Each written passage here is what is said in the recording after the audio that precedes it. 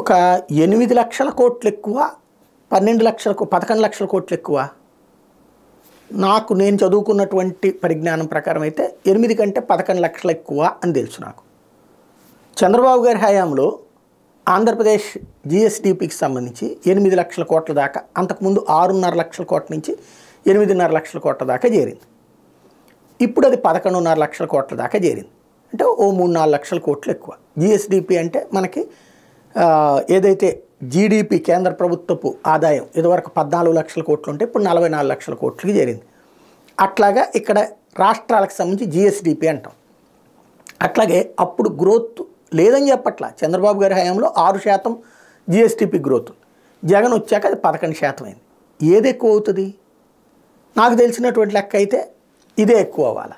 కానీ ఇవాళ ఈనాడు రాసుకొచ్చే వార్త ఏంటంటే రాబడిలో వెనకబడిపోయింది అన్నటువంటి కోణంలో రాసుకొస్తారనమాట. ఏదో ఇప్పుడు మనకి మార్కుల్లో 100 సబ్జెక్టులు ఇదే ఒక 6 సబ్జెక్టులు ఉన్నాయనుకోండి, అందులో 5 99, 100 వచ్చి ఒక దాంట్లో 80 వచ్చినాయి అనుకోండి, అది చూసావా 80కి పడిపోయావు అని సతాయింపు ఎట్లుంటుందో. సాధారణంగా తల్లిదండ్రులు అట్లా పిల్లల్ని ఏంద్రా దీంట్లో తగ్గడం ఏంట్రా అంటారు. ఎందుకంటే అది వచ్చిందని పొగిడితే వాళ్ళు ఎక్కడ పాడైపోతారని.